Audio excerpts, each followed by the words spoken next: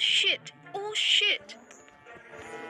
ये वो आखिरी शब्द थे जो बारामती के आसमान में गूंजे और इसके कुछ ही पलों बाद महाराष्ट्र के डिप्टी सीएम अजीत पवार अब हमारे बीच नहीं रहे।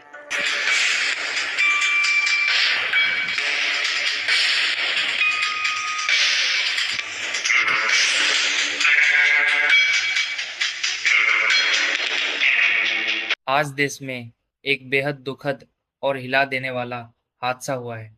महाराष्ट्र के डिप्टी सीएम और एनएससीपी नेता अजीत पवार का प्लेन हादसे में निधन हो गया। सुबह सुबह ये हादसा हुआ। प्लेन छोटा था और उसमें 5 लोग सवार थे।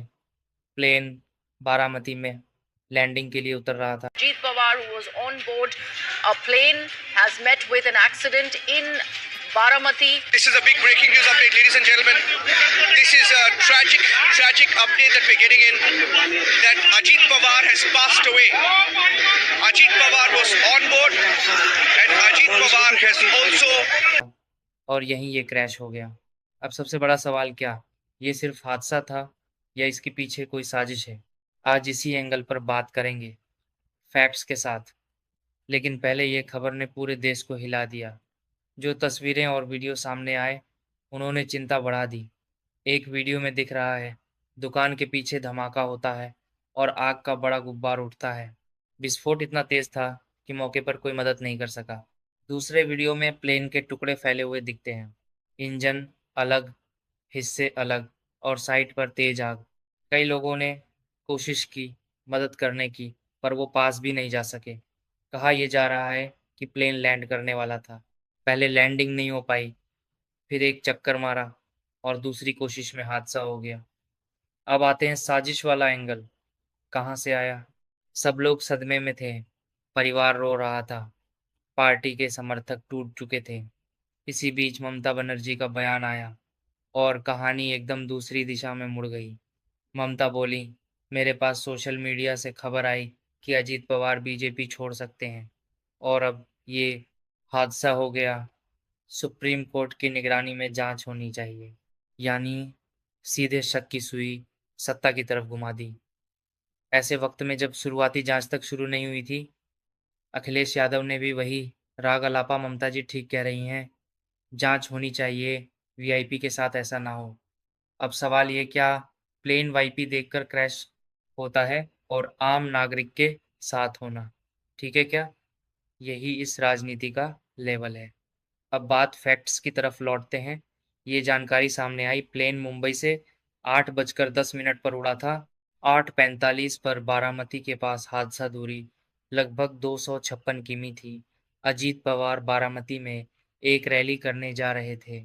मैप ट्रैकिंग के हिसाब से पहली लैंडिंग नहीं हो पाई। प्लेन ने एक चक्कर लिया, दूसरी कोशिश में हादसा हुआ। अब बात करते हैं प्लेन में कौन कौन था।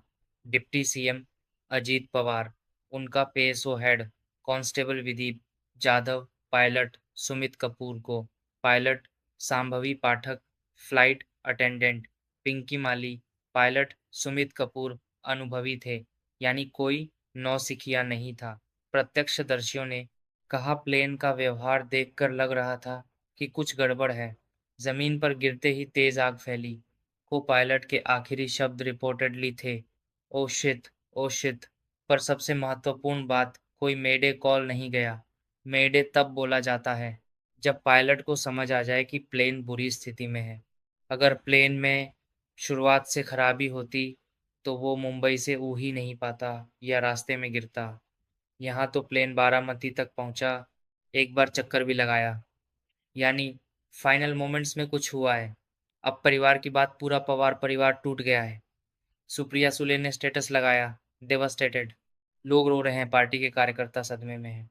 ऐसे में साजिश का तीर सीधा उछाल दिया गया। अब राष्ट्रीय नेताओं की प्रतिक्रिया देखें। पीएम मोदी ने ट्वीट कर संवेदनाएं दी। राहुल गांधी ने दुख जताया बिना कोई साजिश एंगल डाले। अजीत दादा ने महाराष्ट्र और देश के विकास में अपना बड़ा योगदान दिया है। गांवों के जीवन को बेहतर बनाने के लिए आगे बढ़कर काम किया। इस पीड़ा की घड़ी में हम सभी उनके परिजनों के साथ हैं। अब प्लेन कौन सा था? लियर जेट 45 छोटा, आधुनिक 51 शून्य फीट उड़ान क्षमता वाला 2 पायलट प्लस 9 पैसेंजर तक संभावित शुरुआती वजहें जो एक्सपर्ट बता रहे हैं। Control system failure, engine failure, last minute पर कम विजिबिलिटी, कोहरा, तेज हवा, वेग टर्बुलेंस जैसा मैक्सिको में हुआ था। 2008 में फाइनल कंफर्मेशन किससे आएगी? Black box CVR plus FDR data, DGCA report. अब सवाल साजिश का क्या? अभी तक न परिवार ने कहा, न डीजीसीए ने कहा, न किसी एजेंसी ने कहा। यानी फिलहाल जो दिख रहा है ये हादसा है, साजिश नहीं। हाँ, जांच तो होगी ही, पर राजनीतिक जहर घोलने का सही समय यह नहीं था। और सबसे महत्वपूर्ण विचार अलग हो सकते हैं, पर एक मौत पर राजनीति कभी इंसानियत नहीं होती। आपकी राय क्या है? कमेंट में बताइए और चैनल को सब्सक्राइब करना ना भूलें।